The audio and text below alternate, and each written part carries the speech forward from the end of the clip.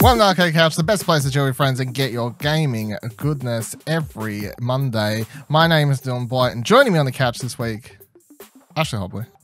Hey Dylan, excited to be here for another week on the couch. Still on the couch. Good job. Also here, Kieran Marchant. Hey Dylan and Ashley, I'm excited to be here on the couch with both of you and everybody listening at home who's not on the couch. Because if all of them were on the couch, there wouldn't be much room. And I'd probably lose like the coins that I'm keeping in the back of the couch. They could be in their own couches. Well, we don't have enough. Hey Siri! I hope that set off someone's thing. Or my own. It set off my own phone. Of course it did. Never mind. Well, you know, that's what you get. Not, you know. So I think someone's like listening, sitting on their couch just in their nice listening room. To put their podcast listening room. You know? That's... I'm sure that's a thing that exists, or if it doesn't, it'll exist sometime in the future. Anyway, this wearing week like on the a show, robe and like a smoking that's jacket. what. Yeah, I like to picture that's fire. how people listen to my. I really hope there's one person listening in front of like a nice wood fire with like a glass of brandy and like a smoking pipe, like in a nice smoking jacket. Just like, if that's you, send us a picture because you might. This ain't the quality of content that's worth that effort, but sure, go enjoy that stogie with something else. So what we do have this week on the show though is news about Jason Schreier leaving Kotaku, which we're going to talk about, Gamescom news, Pokemon Go adding remote raiding, and we're going to talk about Animal Crossing and Turnips because oh my goodness, it's a fucking black market out there, everyone. But first, let's jump into this fucking crazy Xbox that got revealed because I want to hear if Kieran's going to splash out. So they've revealed, IGN writes, after teasers and some leaks, Microsoft has revealed the Cyberpunk 2077 limited edition Xbox One console bundle. The console is set to launch in June, 3 months before the Cyberpunk's September 17th release date. It appears to have a digital version coming with it. Both the console and the previously seen Cyberpunk controller feature designs straight out of Night City, including a glow-in-the-dark message on the console that says no future, along with themed custom panels that take after the game's futuristic setting. The controller features Johnny Silverhand's black and silver color scheme, along with touches of red. Kieran, come on. It looks amazing. Like, it looks really good. Look, if this wasn't a potential new console year, and it wasn't like, and I wasn't already planning on getting Cyberpunk on my PC because it's going to look amazing, I'd be thinking about this. It's interesting that they're releasing, like, it's coming out in June, even though, you know, because they don't want to release a console like this too close to where they're potentially releasing next generation consoles. So they're just staggering it against the game's release. I think. Obviously, this was initially planned for the game's release if it had gone ahead a couple of days ago. I think it was something like 2 days ago. We should have been playing Cyberpunk. Yeah. It's sad. Yeah. But yeah, I think it's interesting that they're having to do this to try and get as many buys of that console as possible before it's kind of sat there against a brand new console where it's kind of like, well, why spend the money on this when we can just pick up a new one?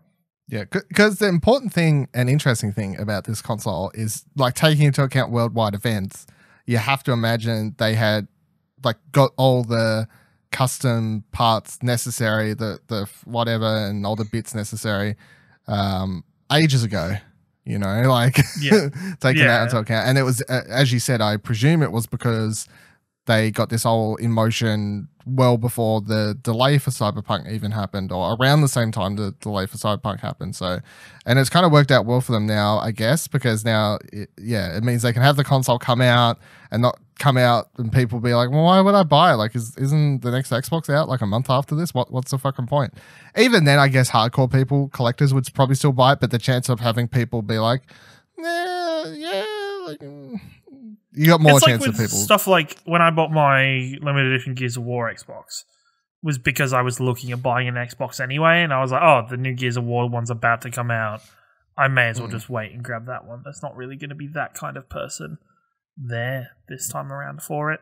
I will say, my God, does so far all kind of related merch to Cyberpunk is like amazing. Like, this console looks awesome. I was so jealous of everybody who got one of those reversible bomber jackets from like E3 or from the dev team themselves because they looked awesome and not just like one side looked awesome. Both the reversible sides looked great, and I was quite jealous. Disappointed they didn't bring any to PAX last year. Damn straight. It's so I'm still amazingly over the top excited for Cyberpunk. It's probably the game that'll crush me the most if it gets delayed for some COVID reason. I'd like to think it's not going to be, but my God, that it would break my heart.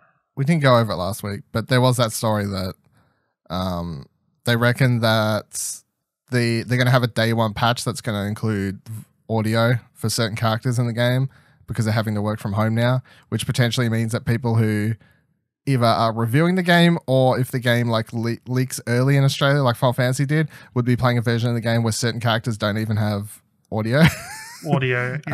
So yeah, that's just how the world is. Some of the people in Cyberpunk 2077 don't have voices. Yeah, fit it in. They just have subtitles. That's all they have. That's real life. Yeah, I tell you what, you better hope you like this game if you buy this console. I'm assuming it's going to cost like $10 million as well. So, well, I think it won't be much more than the normal standard price for an Xbox One X, which is still inexuberant at the moment for consoles of this generation. Yeah. So I expect some people to go, hoarding, mass buying collector's editions of this in the hope that it gets very good reviews. I reckon this will cost as much or close to as much as the Series X. That's my bet. I don't think so. Not with the why? Because it's painted differently. I don't think it'll be that much. It'll be an extra $300. It'll be ridiculous. Glow in the dark paint.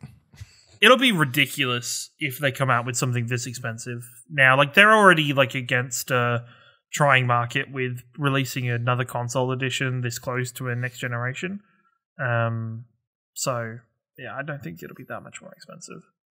Also, am I correct in thinking that there's stuff on both sides? Yes. Right? So there's so it has to be vertical, otherwise you're not doing it properly.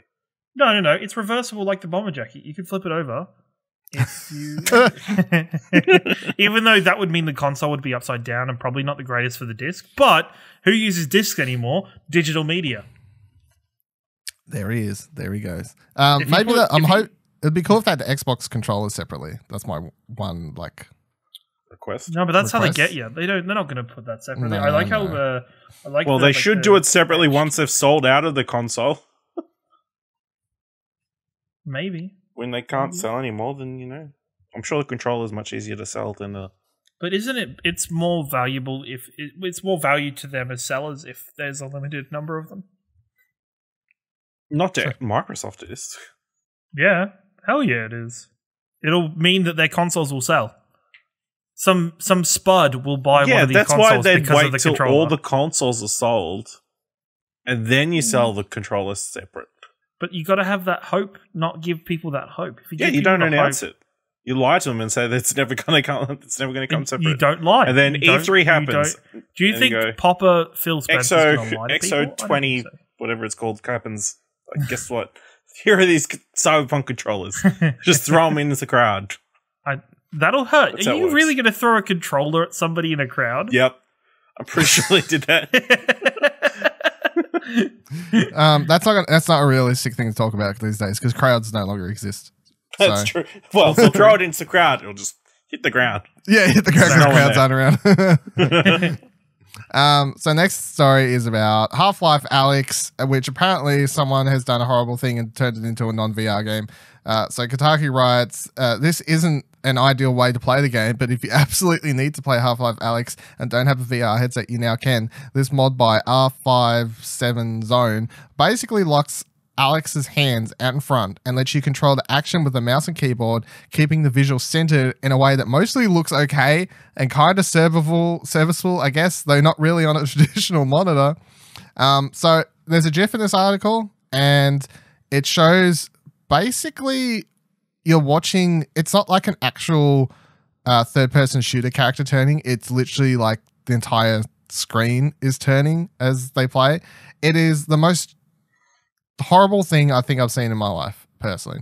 And I think the whole I think the whole thing about people trying to mod this game and make a non-VR game unmoddable is like I understand why, because people are big Half-Life fans and they want to play it. Like, I understand where they're coming from, but at the same time, I think the way people are acting like they owed a non-VR version and all these sorts of things, I think is kind of ridiculous. And I'm like, okay, like if you love Half-Life so much, do you really want to experience the story and everything in literally the most uninteresting way imaginable?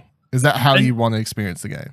You've got to be, look, for me, from my point of view, it's either looking at it two ways. Either if you are a big Half-Life fan and you can't wait for this, I would presume you would want to like play this in actual legitimate fashion, like in the way that it's intended, and you will save up and find a way to get yourself a VR headset as soon as possible. But also, like, the way I'm looking at this is I'm just excited for when VR becomes more accessible for everybody. I'm just excited for when I get to go back and play these experiences when I do eventually have VR. Like, imagine, like, it's going to be like the case of instead of buying a new console like a PlayStation 4 and there only being 5-6 games available for it, I'm going to buy a VR console, even though it's not going to be new. It's going to be a different model of it. And I'm going to have all this stuff to play on it. And I'm excited for that, and I look forward to it. I don't think there's a need to rush and try and, play this in a way that is not really functional. Yeah. Well, the other part I don't get is if you're like, oh, but I'm a huge Half-Life fan and I'm afraid of spoilers or something, and you really cannot get a headset, wouldn't you just go watch a Let's Play these days instead of like playing it in the most horrible way imaginable? Like, if you really are worried about the story, wouldn't you just go watch a Let's Play? Man, you know what? I've seen all these Half-Life tweets, like, really, they don't get shrouded and covered up by all these Animal Crossing tweets that happen every single day of my life. There's no way I'd avoid these spoilers. I don't think I've seen a single Half-Life Alyx tweet, except that it's good. Exactly. I will say that these modders were so preoccupied with whether or not they could, and they didn't stop to think if they should. And it's a real shame because this is a horrendous act that they've committed against. I think it's a crime against humanity. It is. I mean, if you see this footage and you're like, yeah, I want to play that, there's something seriously wrong with you. I mean, it'd be simple to stop them being able to play the game in this fashion. I mean, the way they've done it is they've locked their hands in place, like right in front of you. Yeah. So all they would need to do is like make something that they need to get, like a key or something to progress. Like you have to reach across something to grab it. Well, and then there's interesting. It's like Batman. Back in the day, the Arkham Asylum, the way they did with you couldn't do like a double jump if you pirated the game. I want to know how they do a lot of things in the game, because like to reload ammo, for example, you have to reach up to your shoulder and then you pull a clip out from there and then put it into your gun and all these things. Maybe they've hotkeyed it or something. I guess they would have hotkeyed it to just automatically. Maybe they've been able to record a motion of a sensor and then macro it to a button. So when you press the R button to reload, the hand automatically goes back and reloads it for you. But then you're also aiming completely rigidly when a lot of the game's firefights are designed around VR and where you peek around corners and, it's hard to describe. But when you're using both hands independently of each other, like you're shooting with one hand and trying to like grab something with like your gravitational stuff with the other, or so I don't really stupid. Great. And like I've seen, and I think I said this to you after I was recording something last week or whatever. This whole argument that the game is should be made playable in non-VR because of accessibility options and all this sort of shit is one argument about accessibility options I am not on board with, and I think it's a bunch of shit, and it's just people using that excuse to try and come up with a reason why there should have been a non-VR version, because it boils down to this. The game has accessibility options in it. It has a one-handed control option. It has a standing sitting option. It has it has all these variables but they all center around one thing. The game's VR. There's no way around the game not being VR. However, if you can put the fucking headset on your head, we then have accessibility options for you from that moment onwards, which is the way it should be. You know, that's there's a barrier of entry, and then let's make it different accessibility options after that point. Kind of thing. It's the same barrier of entry as a bunch of stuff. Listen, Last of Us is terribly inaccessible because I can't play it on my Xbox One. It's true. It's true. It's like, what are you going to do about that, Naughty Dog? When are you going to stop being ableist against those of us who don't have PlayStation 4s? Even with like a legitimate accessibility item, like the Xbox Adaptive Controller, that wasn't around for the entire life cycle of the Xbox system. Like, people have had to deal with a normal Xbox controller. It's not like that was instantly available for everybody. Sadly, things have to sometimes do take time to be accessible, and I think even with that point, like, Valve has done like something above and beyond to make sure games are accessible. Yeah, it really does boil down to people being like, I don't have the money to buy a luxury VR headset. And it's like, well, yeah, you and millions of other people. Like, that's the end of the argument. You know, there's no, it should be non-first person. And it's also really weird because people get up in arms about, the developers don't try and they should be allowed to do what they want to do. And people only use that argument when they want something, or they're like trying to stand up for a certain developer or whatever in certain cases. And then straight away, when it becomes something that they don't want, they're like, well, this is bullshit. You should have made a non-VR version. And then Valve's like, well, we can't. Like, it's the whole game is designed around VR. We wanted to make a VR game, blah, blah, blah. And then all of a sudden they're like, well, you shouldn't have done that. Didn't Valve even come out, like, when this was initially like announced and everything?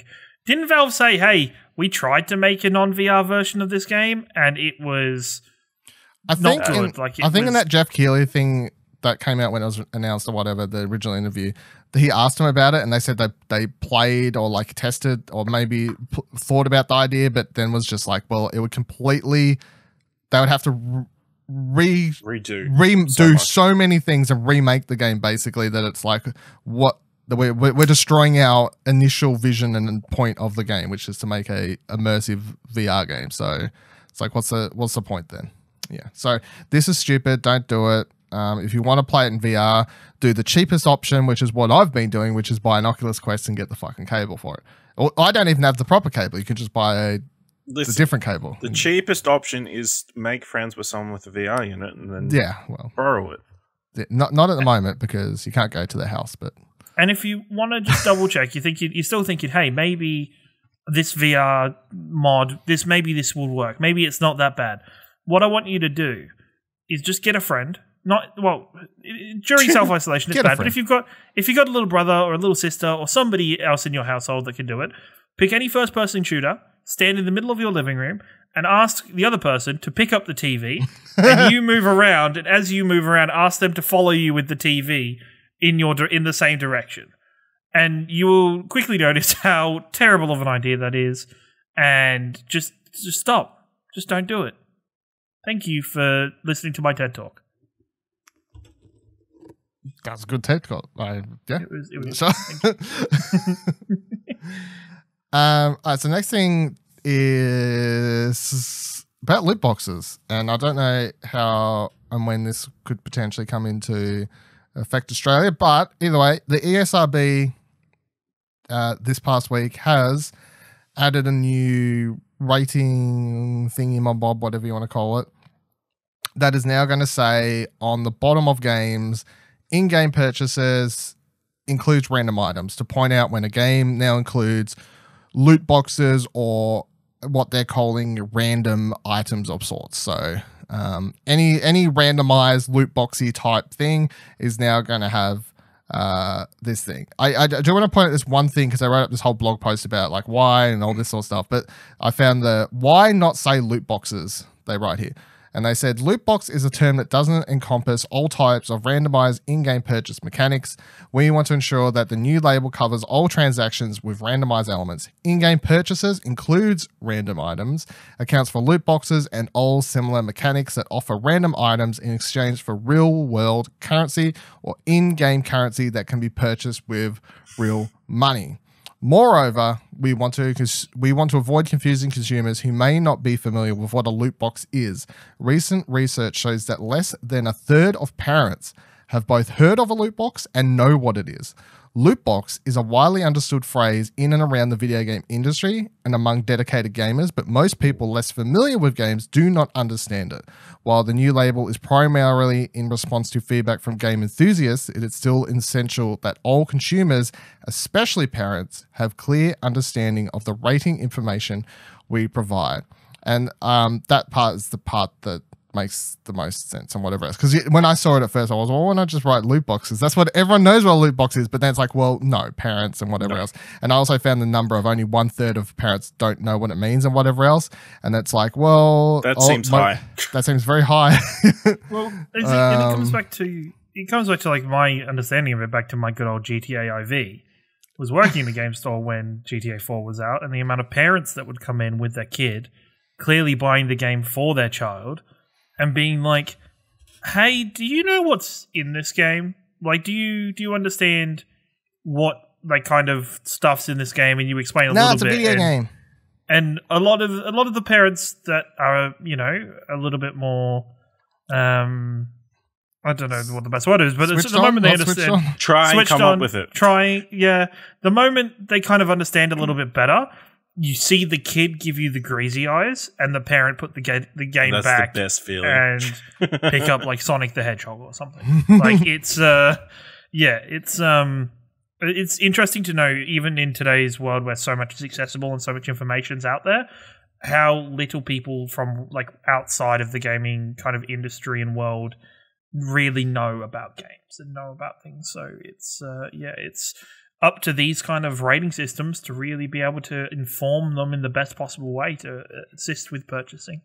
Yeah, I think this is great news, and we've covered different stories on here about different sorts of people wanting to tackle the whole loot boxy type aspect of video games in different ways. Some of them would have been really bad, like the way we've talked about certain politicians or political groups, parties, which would affect the video game industry in a really negative way and light, and potentially affect the production of games in significantly bad ways. However, the ESRB just including this now doesn't affect A, how developers get to make their games, B, how publishers get to publish their games. It simply means that there is now a thing that the ESRB can stamp on the box that tells gamers, consumers, parents, whoever, exactly what is in it, and that means it can now say includes random items, and we'll all know what that means. So yeah, I think it's the best. This is what should have happened. I don't know why this didn't happen sooner, really, is my question. Also, it stops people telling ESRB they need to do something about this. Yeah, well, like, hey, we got this thing that we stick on there now. Stop complaining about it. Yeah, we did our job. Thumbs up. Well, I do think some of that might be fair. Like, so if they stick this on like Fortnite or whatever, for example, says includes random items, in-game purchases, whatever. And then if you see a story like a year from now of little mummy, whatever, over in the corner going, my kid fucking spent $1,000 on my Fortnite credit card. I had no idea. And it's like, well, A, you gave him the credit card. B, look at the digital box. Yeah. It's like, A, you gave him the credit card. That's silly. B, the game literally says it has in-game purchases. Like, you should have looked into any of these things more than what you obviously did. So this is going to show my ignorance slightly when it comes to physical media because of my digital communism. Oh, here we go. Well, digital communism was a terrible phrase. Sorry, forget I said that, everyone. Digital communism. Communism. Somebody please. What does that even mean?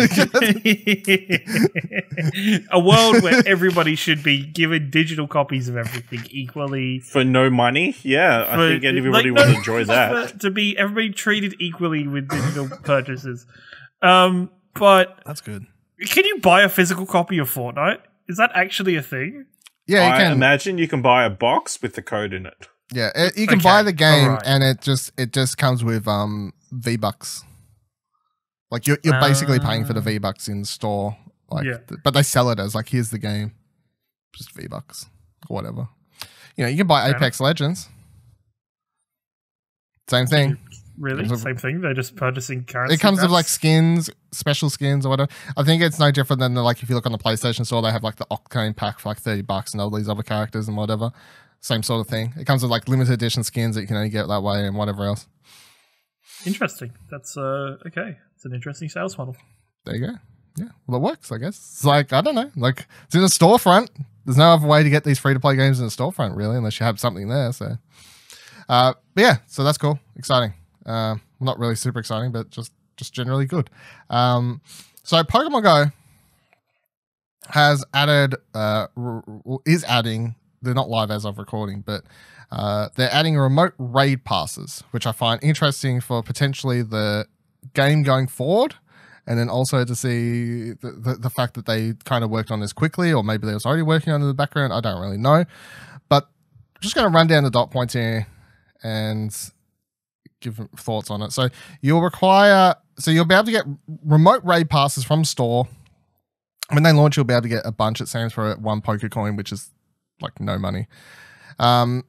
And basically you will be able to join any raid that you can see within your map in game. So anything that you can click on, even if it's like the shopping center 10 minutes up the road from you, as long as you can click on the poker center there where there's a raid happening, you'll be able to join it. Now they haven't gave exact numbers, but it seems there'll only be a certain amount of remote raid pass people able to join a particular raid. Like you can't do a full raid of remote raid passes, it seems. Or I think they're going to have that number higher at the moment, and it sounds like they're going to keep this around as a feature once the world returns to normal, and then they're going to drop it down.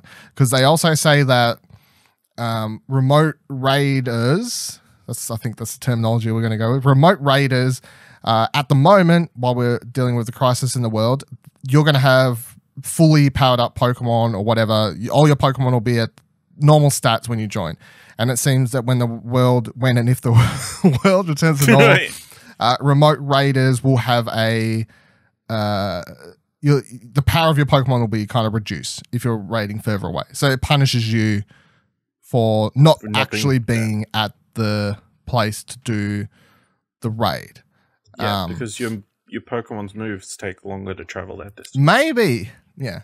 I would be interested to see if visually it represents the remote raiders differently to the greater the distance, the less damage and the more negatives there are for you. Yeah, maybe something like that. So on the thing it says, at launch, trainers battling in raids remotely have the same attack power as trainers who are able to battle at the raid location in person. At a later time, the attack power for trainers battling remotely will be reduced.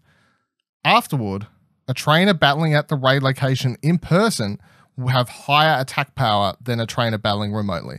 So they want to make sure that the people who are actually, when everything goes back to normal, they want to make sure that people are willing to go to a location, the raid, are still going to get the highest chance of being able to defeat it. And then potentially also, I guess, would make sense that they would maybe add that the people there get higher rewards than the people who are remote raiding as well.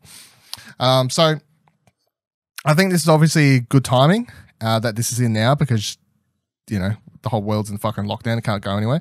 So this is great. No one's been playing Pokemon Go. No one's been. Well, people have. They've been doing a pretty good job, I'd say. Niantic have been with Pokemon, like adapting to this world. Like they were straight away like changing the reduced eggs, giving people more gifts, increasing the lure times, and like they was doing as much as they can to try and make people still be able to play their game from both a customer friendly standpoint, but then also obviously from a business standpoint, which is that if everyone stops playing their fucking game, they're not making any more money, you know. Yeah. So from both ends of the stick, it seems to be.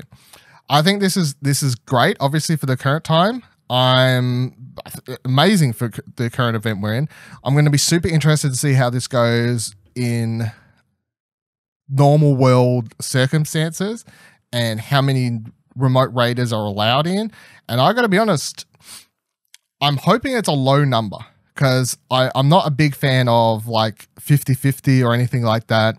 I do think like the game's designed around getting out there, and when everything goes back to normal, if you're able to just get one less item from a raid and just do it from home all day or something like that, I'm going to be like, okay, that's not great. Although Something to always take into account with this stuff is that for people who, for accessibility type reasons, they can't get out and drive a car around or walk around themselves or whatever, who do enjoy playing this game, this does open them up the ability to play the game more from home.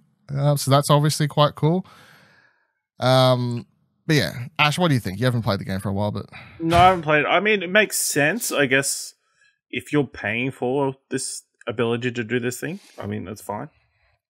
I wouldn't be aggrieved too much if I got the same... I was in the same raid as somebody who paid X amount of dollars to be in the raid as well.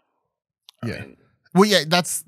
Yeah, at the moment, it seems the remote raid passes will be cheaper during COVID-19 times, but then they will go up when the world returns to normal. So if you're paying like 200 Poke coins or whatever, yeah. I think they should be double. Reasonable? I don't know what the... I think normal raid passes are like 100 Poke coins, so it's like if they make these remote ones at least like 150 or 200, like more expensive than normal raid passes, then yeah. I think that's an even sort of... No, yeah, and it makes sense, like, to add that to the game. It's like, oh, there's this cool raid, like, 20 minutes down the road, or like 10 minutes down the road, but I don't have enough time to get all the way over there. I'll just use this remote raid thing to get into it, Yeah. I'll tell you what, the amount of times I've seen raids down the road while I'm at work, and I'm like, fuck, can I shut up shop? Yeah, see? You'll be buying all them remote raids so you can play from work. Farming from the comfort of your petrol station. Yeah. That's the way I like it. Charge to the business credit card. Yeah, especially at the moment. Fucking work's dead at night time. I've got nothing else to do. Some other random things I want to run over in this that I thought were cool additions coming soon for Pokemon Go. Maybe out by the time this episode's out. So everyone's going to start receiving a free field task every day at midnight now. That will take up an extra slot. So currently you was able to have 3 field tasks on the go at a time, and obviously you'd get field tasks from spinning poker stops. So now you're going to get 1 delivered daily, no matter what. Unless you've already got one there, you need to make sure you clear it, or else it won't replace it. You're now going to have your buddy. This is another funny part. It's like your buddy Pokemon will now just go find you gifts, apparently. Like if you've got your buddy Pokemon, they'll just wander off and they'll bring back gifts for you, and then you can send the gifts to your friends, and then other people will be able to send you gifts.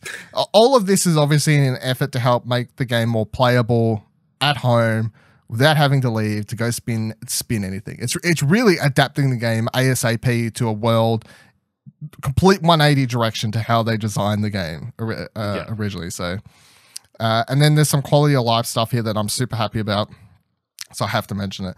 So you'll now be able to power up your Pokemon to the desired CP you want without having to click randomly like up, which is just so silly that you couldn't just before be like, I want to get this Pokemon to as close to 1500 CP so I can enter the Great League, because the game's a lot about Battle League now.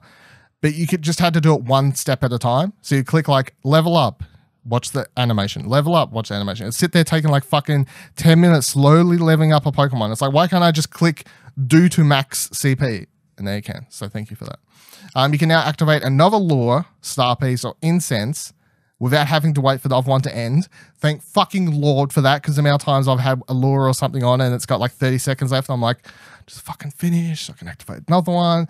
And now, in the battle screen, when you're doing Battle League, you'll be able to see Pokemon's types, as well as if a move is super effective or not, which seems silly because it's a fucking Pokemon game and you'd think that would just be basic shit that would be in a battle mode of the game. However, as we know, the battle mode hasn't been out that long and they're constantly sort of tweaking and improving it.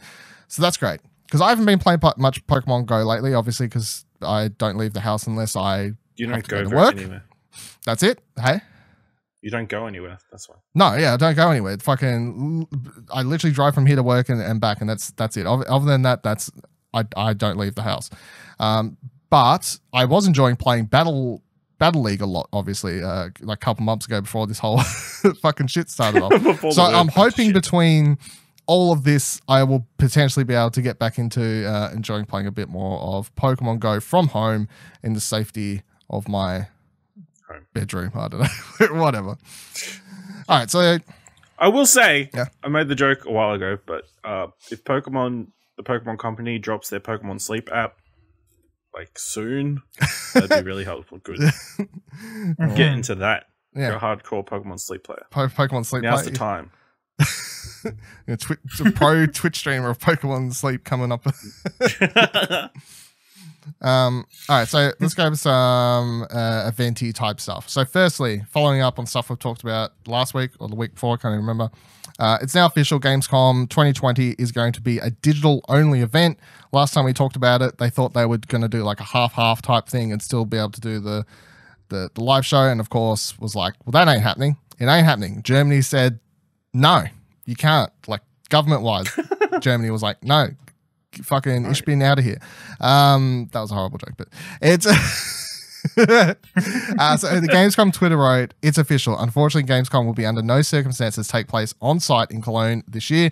Just like many of you, we're disappointed because as a Gamescom team, we've been working on a wonderful Gamescom 2020 for months, just like the many exhibitors. However, it was also quite clear to us that in the face of the corona pandemic, we must stand united. This means that we must all be considerate of each other and reduce the risk of infection.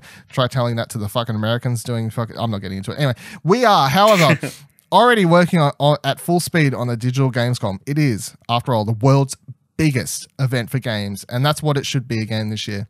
You can already look forward to how we will celebrate the best games in Gamescom together with you and millions of gamers worldwide at the end of August, even if it'll only be a digital and not on location this time.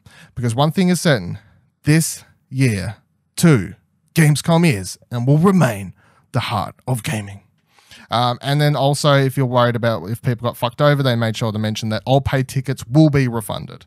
So there's no if, buts, and wheres around that. Unfortunately, I would assume that people who paid for flights and accommodation already, they're going to be fighting their own battles and they're potentially just fucked out of pocket, which is unfortunate, but that's the way it's going to be for concerts or anything else that anyone that sort of booked holidays, whatever, you know. Just depends on the circumstance of your booking and everything, sadly. Yeah. So good luck with you if you're doing that. It's good they refunded the tickets though. Like that's the most they can kind of help out with and do. So that's good. I am personally looking forward to a digital only Gamescom show because, as we were talking about, like if Jeff Keighley does go down to his backyard and record something and whatever else they combine. Do you think it'll be better for people who aren't attending? Because I've never been super attached to Gamescom because I feel like it's more of a convention where you actually need to be at the event itself and be more interactive. I think for people who don't normally have that or don't have the ability to do that, I think this year will probably be one of the best years for Gamescom for them.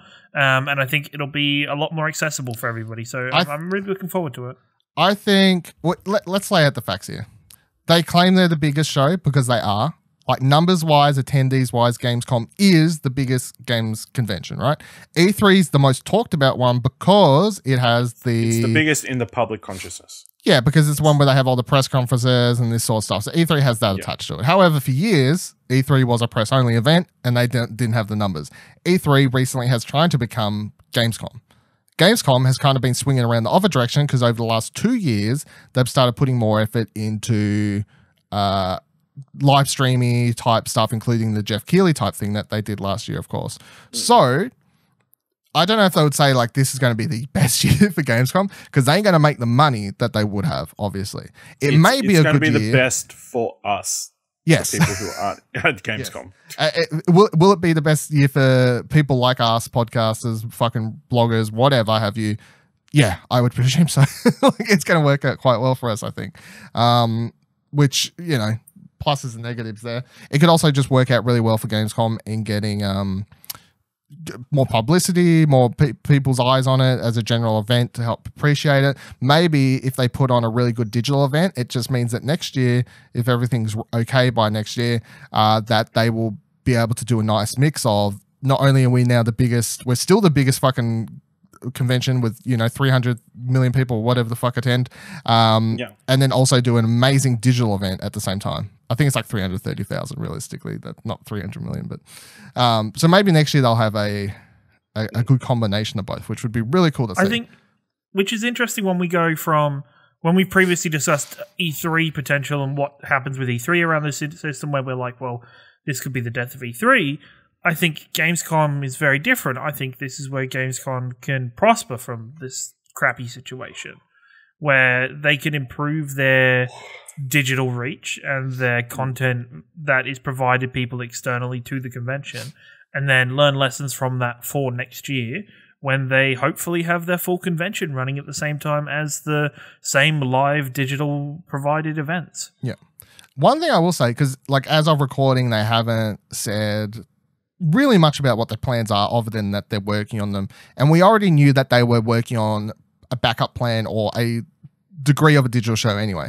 But I would say that they still have a high potential to make some money here, because in what world can you not set up a thing where you charge people for digital tickets to get access to limited run demos, events, live streams, to gameplay, etc., etc., etc.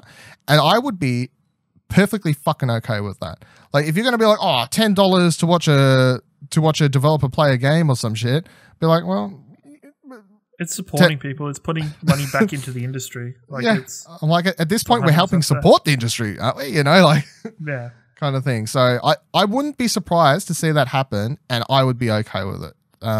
Ash, how would you feel about like being charged for a digital event to play demos? I mean, if it felt like there was value there, then yeah. But I mean, I don't think there's probably going to be a very small number of. Like, I don't think you're going to get, like, the big name companies put the demo available to. I personally don't think CD Projekt Red is going to put a Cyberpunk 2077 demo for anybody to play on their PC of any type. Oh, no, they won't maybe do not that. Cyberpunk. Cyberpunk. But yeah. I mean, they could still get on board with gameplay or something. I could see them doing like a dev gameplay of like a segment, like a long segment. We've seen them do dev gameplays before, and believe it or not, we didn't have to pay money for that.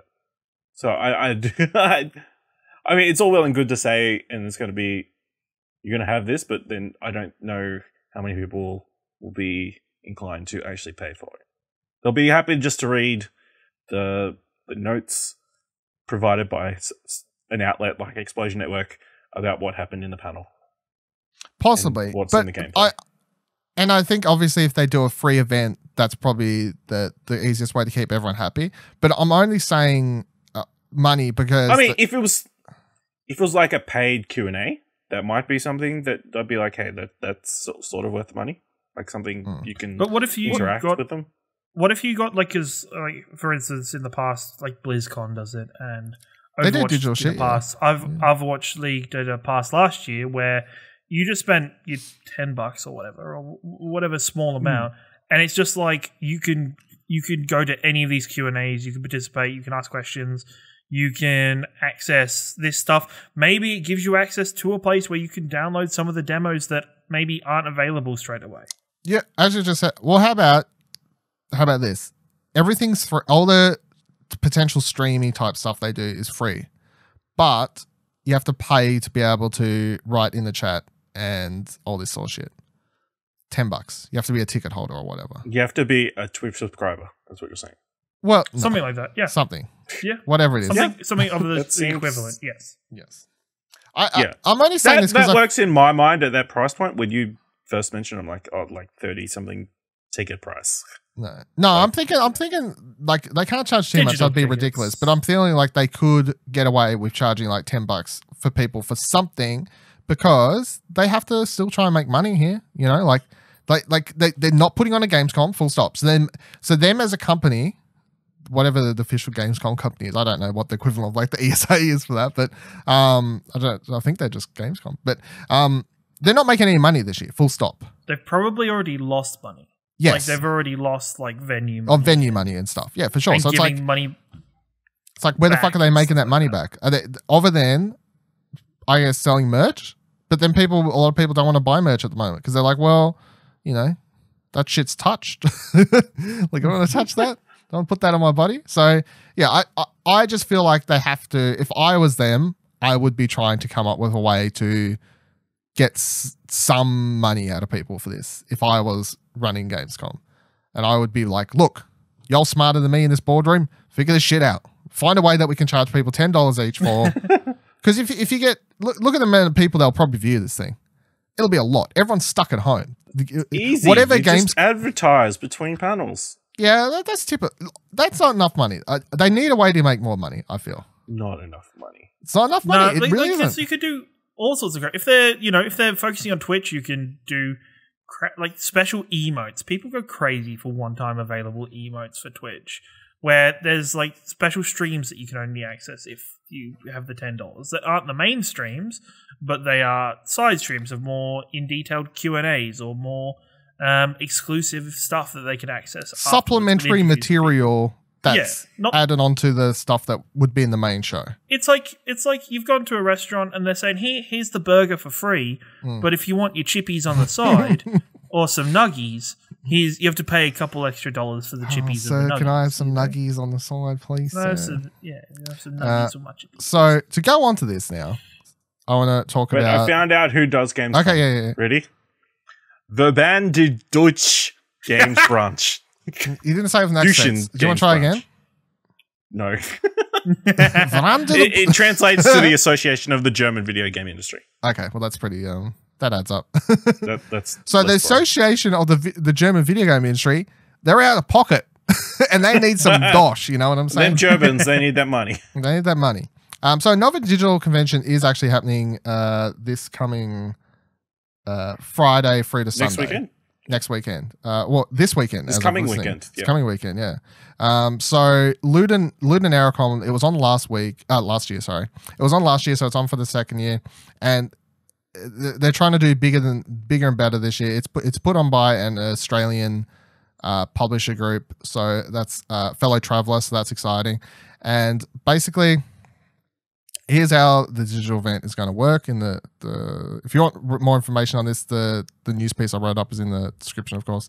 But the event will tie together several different pages and sections of Steam, and even the new events function that Steam recently added to bring together gameplay demos and panel discussions. So they are having all that. Developers will be able to exhibit their games by streaming behind-the-scenes content to their Steam store pages, and many of those will then offer a demo for gamers to play during the duration of LudaNarraCon. So these will be limited time demos through Steam that you'll be able to play. Panels will be streamed on the Central Theatre stream, where you'll be able to find the LudaNarraCon page on Steam. It is a completely free event to run totally through stream. Yeah, free. Yeah, I know. But they're not, it's not Gamescom. Like, they're not Gamescom. They're not Gamescom. Yeah. So there's a whole list of games here, and they're all, the theme for LudaNarraCon is narrative-based games, which leads to a lot of indie type stuff in here. So some people that have signed on to either put up like a demo or like do a talk or whatever are people that already have games out, and some people that don't have games out. So for example, like Coffee Talk from Tog Productions is there. But then we also have like Best Friend Forever, Star Cult's there, Frog Detective 2, that's already out, but that's going to be included in this. Then you got some big ones like Boyfriend Dungeon and from Kit Fox Games, which I'm really excited about. That's signed on, and there's a whole list of games going to be involved. And then you've got at least how many is there? 1, 2, 3, 4, 5, 6, 7, 8, 9, 10. There's 10 or 11 panels so far being announced, and they said they're going to have more coming as well. I presume these are all going to be either, I don't know, like they didn't officially say. I guess they could be pre-recorded panels that these people have got together and pre-recorded through Hangouts or whatever, Discord, whatever, or they could be live streaming, you know, from their own homes and answering in the chat at the same time. But since it's through Steam, I just think they're probably just going to be pre-recorded things. You know, it probably just makes them make more sense that way. But either way, it's a cool idea. It was decent last year. I remember being like, oh, this is a cool idea, but they didn't have like the massive panels or like the big list of signed on exhibitors that they've got this year. It's weird saying exhibitors when it's a digital event, but anyway. So I'm excited for this. Yeah. This coming weekend, LudaNarraCon, second year in a row. I'm keen to play hopefully some demos for these sorts of things. Like I really want to demo the Boyfriend Dungeon like badly, so please let me just play fucking Boyfriend Dungeon. And some of these other games sound cool as well, so that's cool. Keep your eye on that this weekend, Friday to Sunday, on Steam. That's the one. Steam, yeah. All right, so Steam. Jason Schreier has left Kotaku. So let's talk about this. I know it's a bit weird to talk about like someone leaving their job, but of course I feel like we had to talk about this because like many people, a lot of the big stories that we've covered on this show have come from Jason Schreier. So I'm just going to leave. We've kind of been riding on his coattails for the last 3 years. Yeah. That's what you're saying. Yeah. Well, a lot of the, like everyone Jamie. else, a lot of the big stories are just Jason Schreier's. So I just want to read the first little bit of his thing here. I'm not going to read the whole thing, but it's quite long. So he just wrote, press sneak out. After 8 years and some change, I'm leaving Kotaku. Friday will be my last day working for this website. I will miss you all. Truth is, I've decided to leave the media and pursue my life's calling, becoming a full-time saxophone player. Kidding. I'm staying in journalism where I'll continue to report on the weird, wild industry and culture of video games. I plan to take a few weeks off to put the final touches on my second book and hang out with my 7-month-old, and then I'll be doing brand new things at a brand new outlet. If you'd like to reach out and share a story, you can find me on Twitter or email me at any time. I'll still be podcasting with my good friends Kirk Hamilton and Matty Myers, although we'll no longer be hosting Kotaku Split Screen. We're starting a brand new video game podcast that you can learn more about on Twitter. I can't remember the name of it, but I did follow the Twitter. Triple click. Not that you should listen to that. You should be. No, stop, guys, stop. They're going to stop listening to us. They're going to stop listening. Stop. Eject. Now there's no point doing the rest of the episode. If you like Split Screen, you'll like this one too. If you didn't like Split Screen, you might like this one. I don't know. How could you not like Split Screen? I don't think it would be productive to spend too much time on the reasons I'm leaving, which I think will be obvious.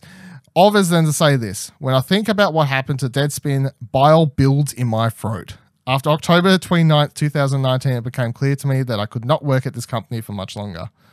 And then he continues to talk about things he liked, things, great memories, and all this sort of stuff. But I guess that there's two main takeaways from this. And the important one I had when I saw that he was leaving Kotaku was, oh no, is Jason leaving writing about video games? And he was like, no, don't worry. I'm like, oh, good. Because that was, I honestly feel like if he was like, no, I'm out, I'd be like, well, like, who the fuck keeps a lot of these video game companies in line now? Like, he literally put out a story a week ago to follow up one about Rockstar, where he talked to a bunch of people there, anonymously, of course, as per usual, where these people at Rockstar are saying that the environment there is actually improving a lot because of his article about their crunch culture and all these other sorts of things. And it's forced a lot of the big wigs and horrible people out of Rockstar, and they're now doing like courses to make sure people are running within a better culture within that company and whatever else. And maybe that doesn't continue on for another year. But by the sounds of it, it's also affected how GTA is going to be in the future installments. With discussions that have come out recently about it. So it's very widespreading and reaching. All that said, because not to go like too much on the GTA thing, but all that his original article said about GTA was some person was like, oh, like they said they were on like sort of pre-production of a game, presumably GTA 6. And then one of the people he talked about mentioned how they're trying to make sure they get a lot more pre-planning in so that it means that when they get into production, they don't enter a crunch stage because the planning's already in place of where they need to be at certain mile points, and there's no like fucking changing things. And they pointed out how Dan Hauser, leaving and all this other stuff. Apparently he was pretty bad for coming in halfway through development of a game and being like, you know what, I've rewritten this entire section, so let's just change everything. So as far as I'm concerned, GTA 6 was always ages away, and it continues to be ages away. But then all these people like spun out their own articles from Jason's one, where the big positive of his article is, wow, it really sounds like Rockstar's improving their crunch culture. Isn't that great? And then every other outlet's like, GTA 6 delayed. Like, come on. How can you delay something that isn't or in doesn't like have proper a release production? date Yeah. or even been properly revealed or anything like that? It's yeah. Yeah, it doesn't even add up. But yeah, all of that is Jason.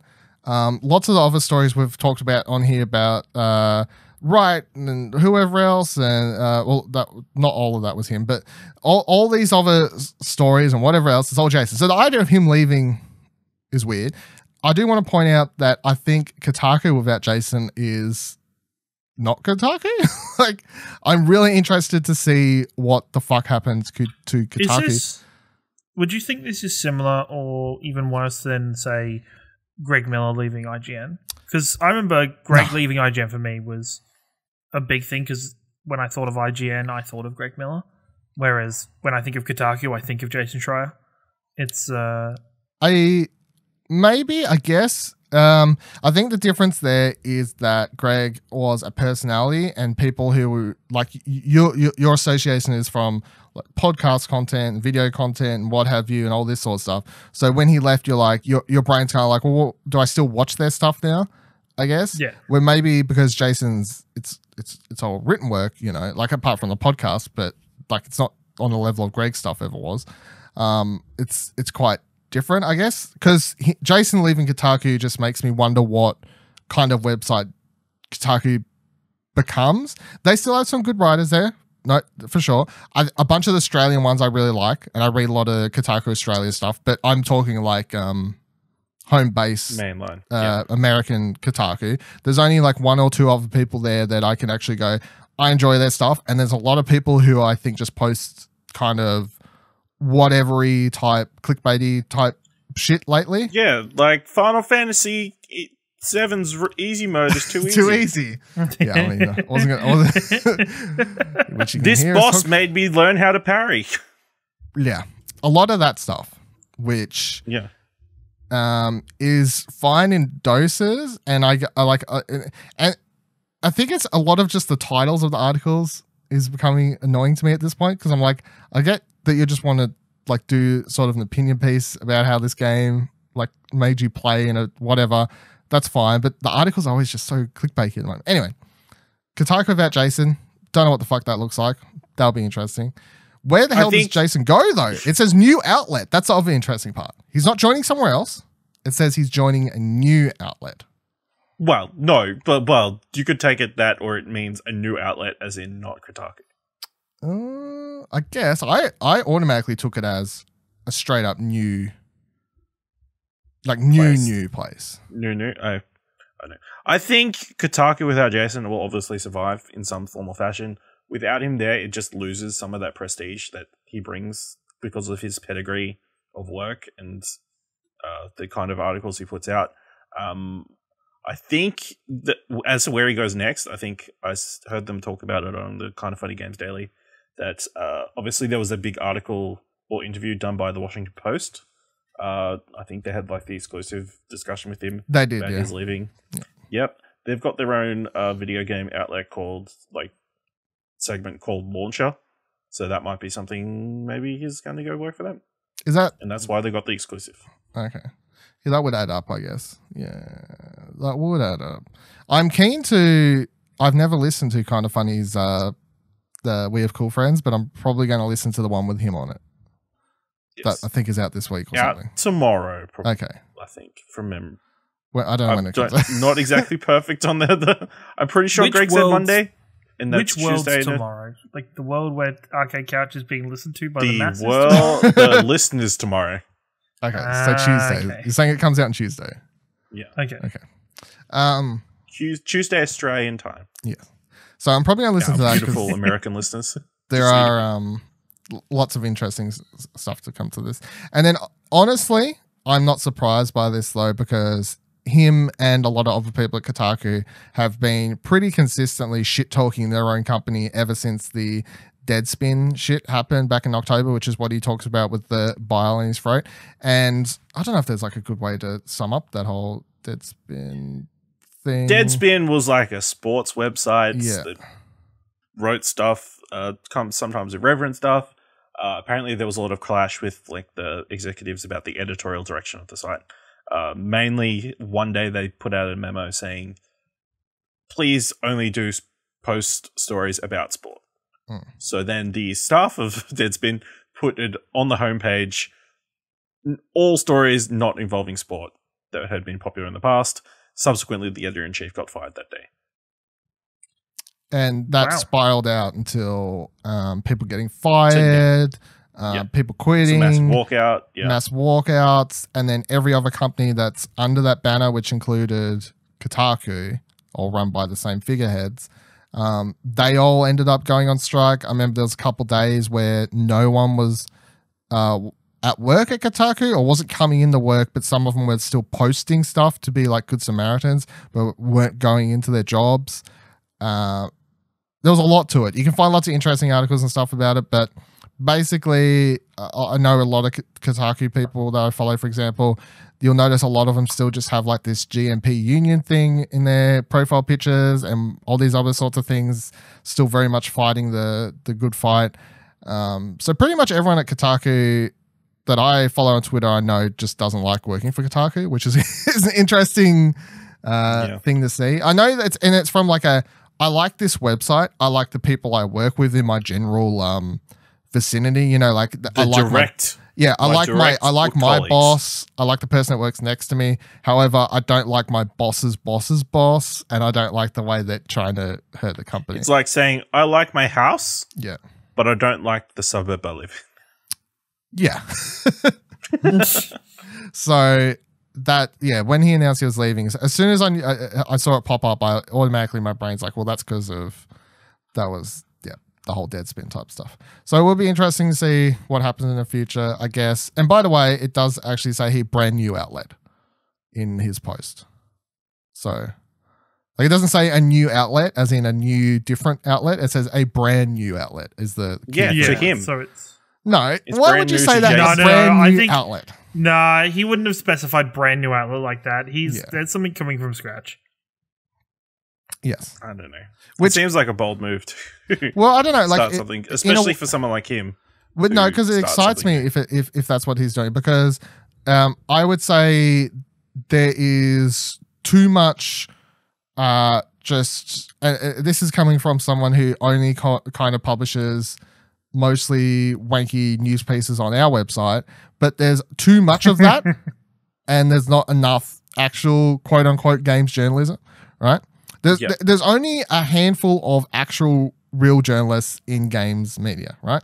Jason's one of them. So if he goes and starts something where he's sort of given free reins to potentially hire a couple other people and decide on what they want to work on, I would presume that website is solely going to be a sort of similar thing to Waypoint / Vice, that sort of more actual journalistic stuff, right? Which is good because I feel like we need a good mix. I enjoy IGN, I enjoy GameSpot, I enjoy all these other sites that just cover your mainstream type stuff, and that's mostly what Kotaku did, apart from when like Jason would post something or Cecilia would post something, but she's left now. So Heather posts stuff there. Like there was like key people there, but everyone else was kind of typical shit, So it could be an exciting future. I don't know. It seems a bit risky to launch a brand new thing at the moment, especially with other outlets like taking freelancers, that kind of stuff at the moment. So, I mean, everyone's still making games. If anybody could, could do it though, Jason is somebody who could do it. Like he is, but he is very much capable. As much as we appreciate his work, he is quite divisive within the community as well. Why? So, but even is he divisive is good still in the terms of getting views. Even if people like, but if you're only putting out an article that gets massive views once, people that are looking at your articles because they don't like your opinion are still looking at your articles. Like you're still getting eyes and clicks on the website. I do that all the time. Do it once, me too, and we're still riding off of it.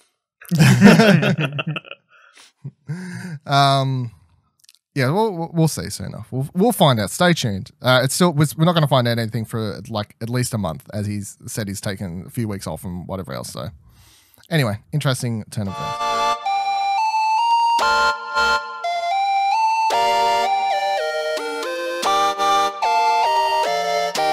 There's only one game I want to talk about this week.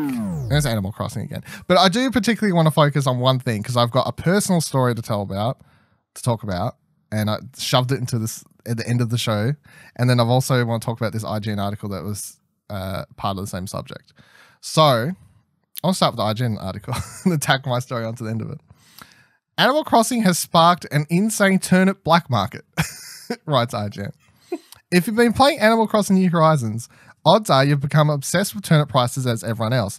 The vegetable, which has been featured in every Animal Crossing game to date, is the star crop of New Horizons' Stalk market, with prices fluctuating between the modestly lucrative to positively ludicrous. Plant enough turnips and you'll be looking at enough bells to essentially turn your island into a 5-star resort. This has spurred Animal Crossing's more I can't say that word. I can't say it. I know what it is. I cannot say it, so I'm skipping it. Fuck you. I don't care. I literally cannot say the word.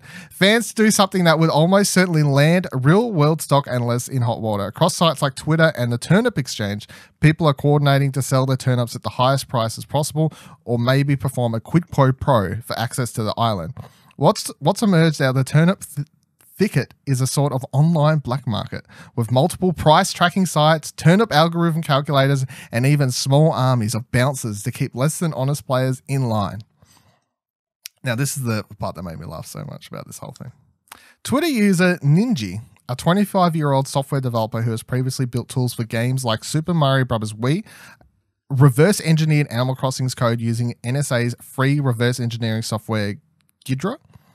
Using Ghidra, Ninja managed to find the Nintendo Switch equivalent of an .exe file, executable file, which in theory would allow them to figure out all of the game's various secrets, including turnip price algorithms. In practice, things weren't so simple. Quote, this compiled code is heavily processed and only includes information that the Switch's processor actually needs to run the game, Ninja told IGN. So all the comments and most of the games in the original source code are gone. It's a big puzzle when you have tiny clues all over the place that you'd use to find out what specific sections of code to do. Buried in Animal Crossing's code, there's a flag labeled First Kabu Buy. Kabu is Japanese for turnip. And following that trail led Ninja straight to the turnip pricing code. Quote, I figured people would probably be interested in knowing how the turnip pricing worked, but I wasn't quite prepared for how much attention it's gotten, Ninja told IGN. It's pretty neat to see something I've done having impacts on so many people, though, even if it's just a tiny way. The code that Ninja eventually posted online would help create the Turnip Project site, created by Mike Bryant. Turnip Profit. Created by Mike Bryant, which lets users use an algorithm to determine, with a fair amount of accuracy, what their turnip prices would be throughout the week. While the Turnip Profit and similar sites are great for players trying to keep tabs on their personal stock market standings, many players aren't content to wait around. So they've began visiting sites like Turnip.exchange, created by the team at Warp World, a gaming and streaming tool developer. Turnip Exchange lets users either host their own island and post the current turnip value, or request to visit another player's island. Many island hosts are also using their island's card on Turnip Exchange to ask for some sort of compensation for entry for their island, often in the forms of bells or specific items or recipes. And the article continues on for some time. It's quite interesting to read the rest. But so,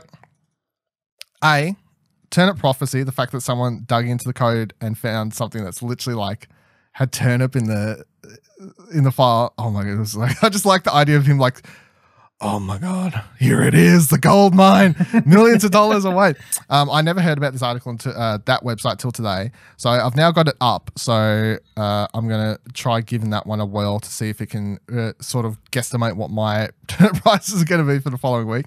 But also, the other website I did use this past week. So I do want to tell this story because I think it's quite funny. I was originally going to write an article because I thought I captured video for a certain part of it. However, the video didn't turn out high enough quality and the image was kind of fucked because I was dodgily trying to record it on the side as I was doing something else on the monitor. Anyway, here's my story. Here's my turnip story for everyone. I had $80-something thousand bells. I'm just going to call it dollars though. Bells? Yeah. I'm just going to call it dollars because it's easy. Use the correct terms. Oh, Use sorry. the terms. Fine. Use the bells. So, stick with the bells. Be freaking genuine. Sorry. Gosh. I had like 80-something thousand bells saved up in my account. And Sunday was approaching last week. and I made sure not to spend any money so I could have as many as I could. I know this is much money, but this is my first. Last weekend was my first time I remembered. I could have brought turnips the Sunday before, but I completely forgot that you have to do it between 5 a.m. and 12 p.m. or something like that. You have to do it before noon. That's the only time you can buy the turnips, which is also quite funny. So I wake up at 8:30, whatever. I'm like, fuck, I better get straight onto this turnip shit. Go over, find the turnip selling character, grab all my money out of the bank, grab all my bells, take them over. I purchased a total of 780 turnips at, I think it was 107 bells each, which I wouldn't say is like super high, but it's not low. It's probably like... It's a mid-range. It's a mid-range price, I think is what I go. Then I waited a day because you have to wait you can't sell turnips the same day you get them. So Monday rolls around. I'm like, okay, cool. Better get on to trying to sell these motherfuckers and making a profit. And straight away, I'm setting rules. I'm like, I'm not selling these for anything less than like... Okay. It's someone who doesn't know about Animal Crossing. Who are you selling these to? Okay, yeah, good point. Good question. I'm glad you keep me in line here. So the Nooks, which are Timmy and Tommy, I think is someone's name, who are the two of a Tanuki characters, Nook siblings or whatever, brothers, or yeah, they're the ones that come to the island with Tom Nook, right? After you progress to a certain point in the game, they set up their own shop. And that's when you can start buying the turnips and you can also start selling the turnips. And basically when you walk into their shop where they sell random items, including just miscellaneous shit, you can ask them every day, what price are you buying turnips for? And they will have a different price between that like 5 a.m. to 12 p.m. and then 12 p.m. till nighttime. They have until they close at 10 p.m. I think is when their shop closes. So they have 2 prices a day and you can check your prices then. So you can sell your turnips to your own Timmy and Tommy Nook, or you can, of course, travel to someone else's island and you sell your turnips to that person's version of Timmy and Tommy, which is also a funny part of Animal Crossing in general, the fact that these characters just have like multiple versions apparently in the infinite universe of traveling across to people's islands. The islands are not on the same world. They're all ultimate multiverse. That plane travels through fucking dimensions. So that's where you're selling these turnips, right? So I did know about this second website that I just told you about here. This turnip.exchange is the one I did know about when I brought my turnips. So I opened up that website Monday after checking my turnip prices and they were like, yeah, we can buy them for 67 bells each. I'm like, no, that's fucking half of what I paid, mate. Get the hell out of here. So, and I'm automatically like, I want to get a good jump start on this shit because as much as I think time traveling in Animal Crossing is kind of stupid and defeats the purpose of the game.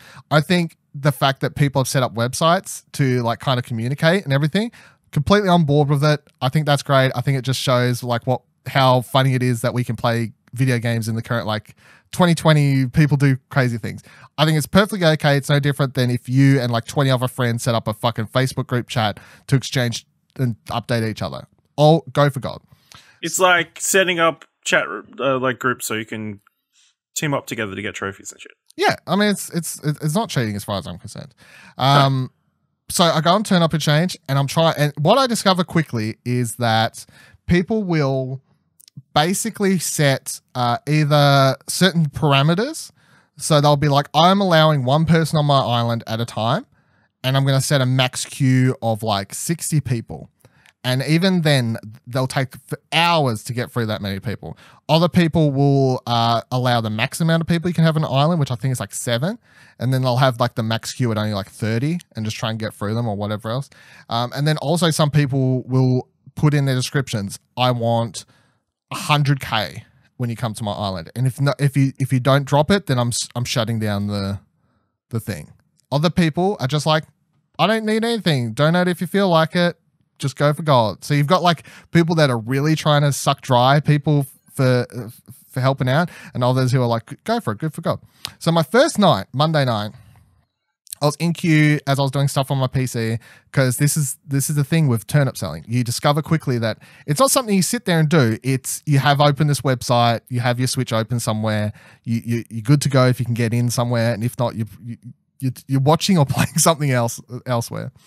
My first queue, I got in at place 40-something out of 50 of the place that were trying to sell for 5:23. I thought I hit the fucking gold mine. I'm like, I'm about to be so fucking rich. I sat in this queue for several hours, and once I got to the high 20s, I think, position, they, for whatever reason, shut down and everyone else in the queue was quit, and they must have closed down their island. So I was like, well, that's a good lesson in what the fuck can happen with this turnip pricing. Now, if I wanted to get a lower price, if I wanted to get around the high hundreds, low 200s, I would have had a way easier job. I probably could have jumped in one of those queues, gone for gold, still made a profit, walked away happy. I ain't doing that. I'm not settling for anything less than like 300 something fucking bells for these turnips, you know? I'm pretty committed. So I come back the next day, up early, turnips ready, computer off the go. I had to do something on my computer that morning anyway.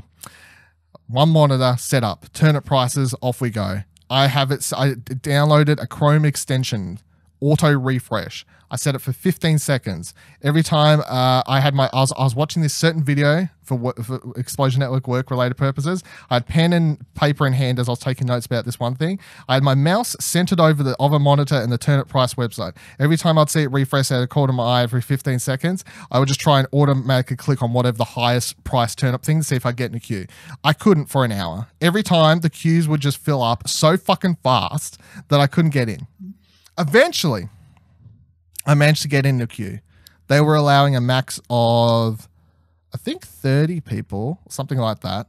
And I managed to get in at like 29th or 28th or some shit as I got in. And they were selling for 423 or some shit. So once again, I'm like, I'm fucking, yeah, let's go. Let's go. I'm going to be very happy if I can actually sell these fucking turnips. Now, they're allowing one person on at a time though. So I know I'm in for the long haul here. I'm like, okay, monitor up, off I go.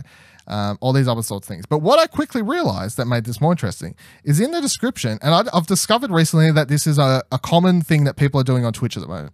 This person had linked their Twitch channel in the description on the turnip.exchange website and said like, it said, don't require anything, but if you feel like donating me any bells or furniture, would be appreciated. Also, I'm streaming on Twitch at the moment. So I head over to their Twitch channel and I discover it's a girl who's got her Animal Crossing game in like the lower right-hand corner, just sitting there. And just so you can see people come and go. She'd fenced off everything from the airport to the shop so she didn't have to pay attention. No one could wreck her island or anything. And what it actually said was she was recording a podcast, but not live. So she was muted at the time. And you could just see her like talking. And then everyone else in the chat was just talking about Animal Crossing while watching people come and go from her island. People would come, they would open up chat in Animal Crossing and say like, hi chat or some shit. And then like drop bells for her, even though she's not paying any attention. And I'm like, this is rather wholesome shit to be watching, honestly. So I had that open. I eventually got done with what I needed to do here. I'm over monitor. I went and made fucking food. I was in line for two and a half-ish hours by the time I got to the top position. Right. I think once I got to like third, I was like, please don't. At one stage, she finished recording and she actually got on stream and starts talking to the chat. And she was eating her lunch or some shit. She was just talking to everyone and taking bells or whatever. I cannot remember her name or else I would fucking punch it. And I would have known if my video quality thing, that's completely my fault. I fucked up the recording. Just look through your history. No, I don't know. But it, so I get show notes below. I get the third. And this is the funniest part. I'm like, fuck, I'm third. I'm getting close. Like, now I'm actually paying attention to what's happening on the stream more, and I've got my Switch ready. I'm like, oh, sell my first turnips. It's going to be on stream. I should probably do something funny as well at the same time. I got to make a meme here. Now, I had on my island at the same time, I can't remember the character's name, but this character randomly shows up on your island every, like 2 days a week, and they sell randomized clothing. And one piece of clothing they were selling on this particular day was one of those, it was a dress, but it's like those versions of t-shirts you see where they're just giant tiger faces on them, and they're the things your grandmother buys you but you never wear. Like those types of horrible animal picture type shit. and it's cringy as fuck. However, I thought it was hilarious because as I saw it, it was purple, had a giant tiger on it, and automatically I brought myself one because I'm like, fucking Carol Baskin, that bitch would wear this shit. Like, so I brought myself one already. I went back and brought a second one, went and brought wrapping paper from the Nook store, wrapped that shit up, and then I took it with me. And I was like, look, I don't have that many turnips. I've only got 7, whatever. That's low. People take like fucking millions, thousands to sell, right? So I'm not selling many. So I'm like, I'm going to give her a donation though, because I think in my mind, 10% is pretty good. So I did the maths. I'm like, cool, I'm going to be dropping her 30K or something like that is what I'm going to be selling these turnips for. And I'm going to drop this money and I'm going to drop the shirt. So I head over to Ireland. First time I traveled to anyone's island either, by the way. I never done it any traveling. I was like, oh, this is exciting. This is cool.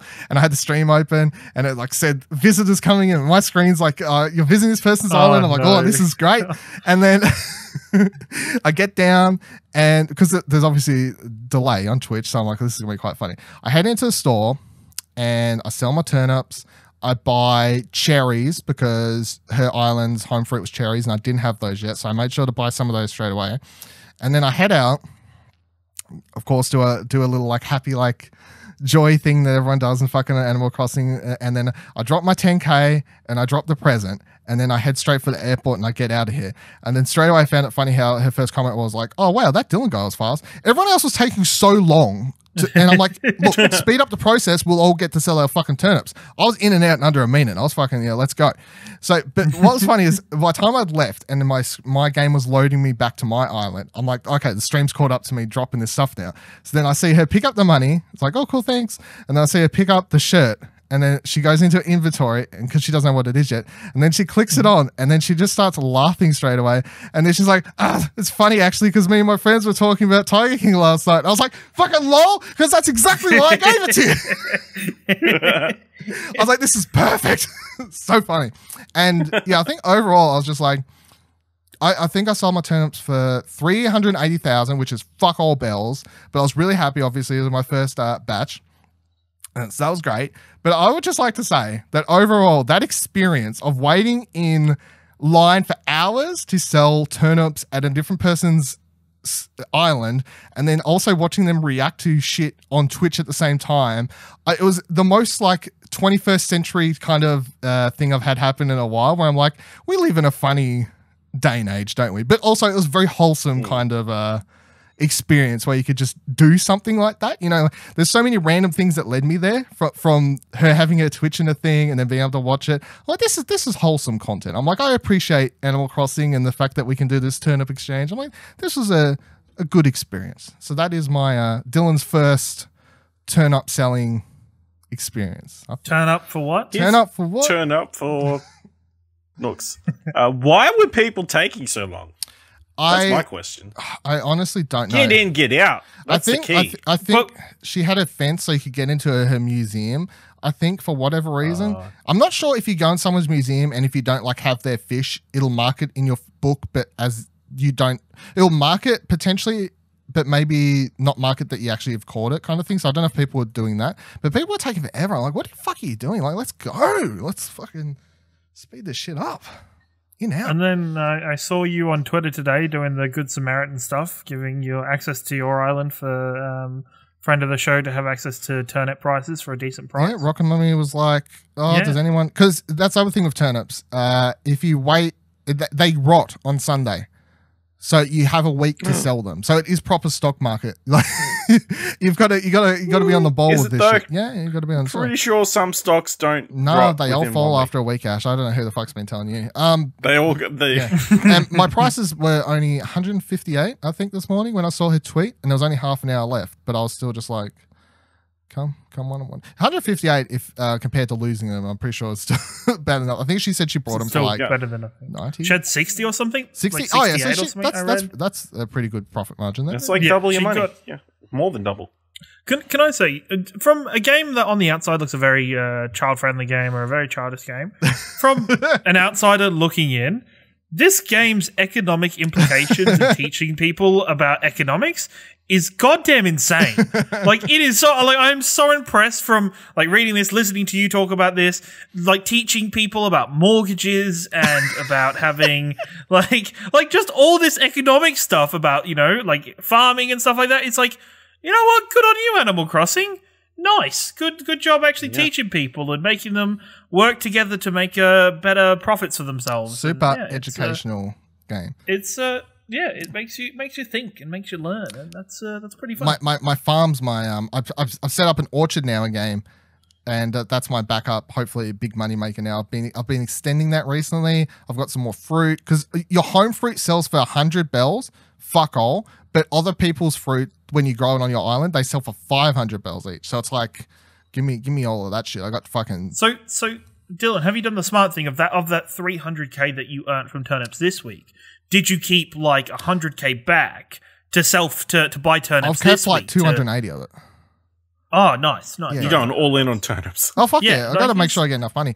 I've only got one room in my house, and I've noticed that which I think is still like 4 or 5 away from a full house. Yes, you have to like almost remortgage your house to get more room. See, my current mortgage is 380. That's the funny thing.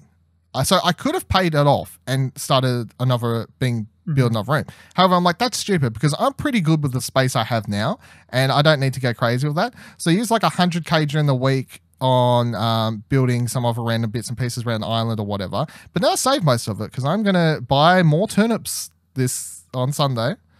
Spoilers, we're recording on Saturday. I'm going to buy more turnips tomorrow, and then look to invest them again for this whole thing.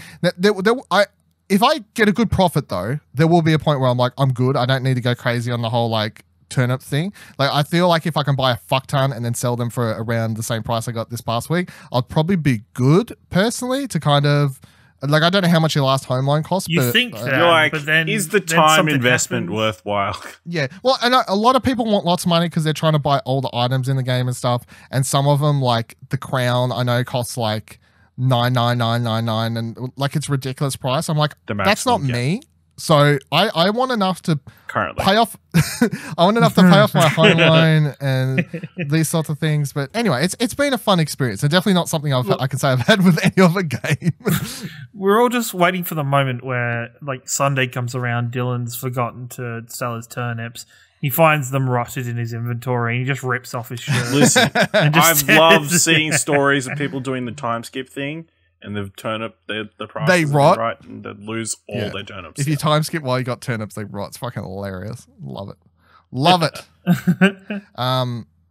But yeah, also the other, since we're on it before I wrap up, I will say I quote unquote finished the game this past week finally. So I'm going to probably work on a review in the next couple of days because I feel like I can finally.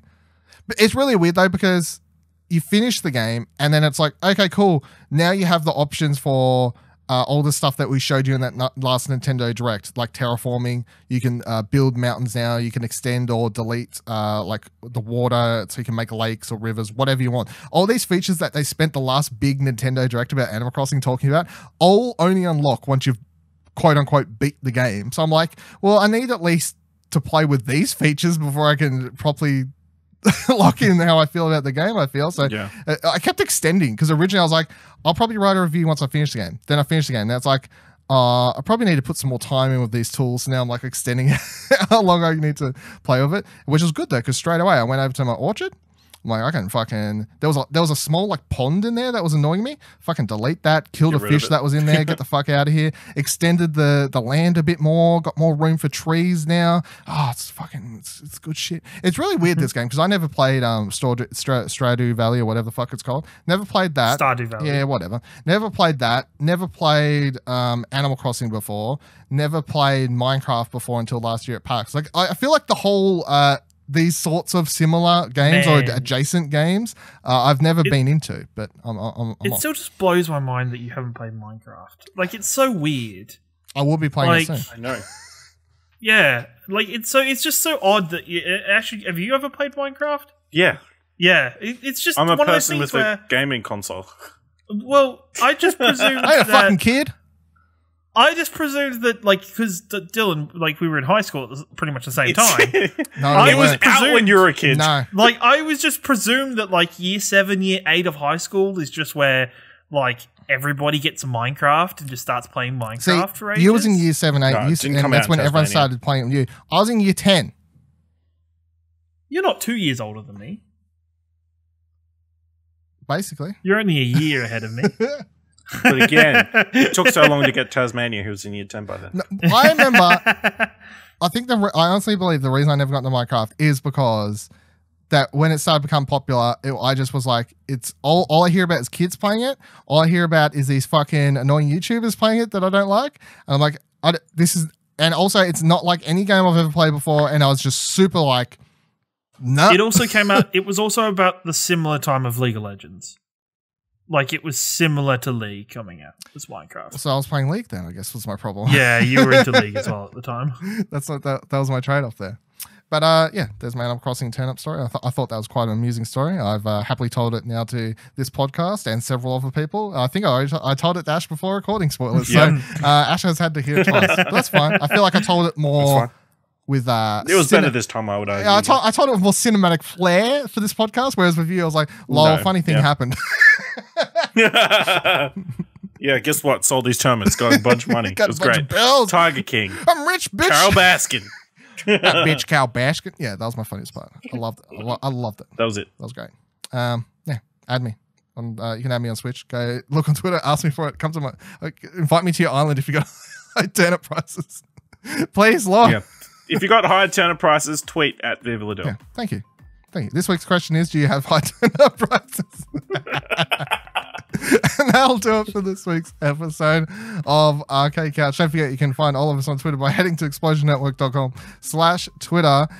You can let us know any of your questions, thoughts, or Animal Crossing tips and tricks by emailing mail@explosionnetwork.com with the subject line Arcade Couch. And we will see you here next week. Same time, same couch, higher turnip prices. Bye. Hey, don't forget you can subscribe to the show wherever you're currently listening, and you can drop a review if you can.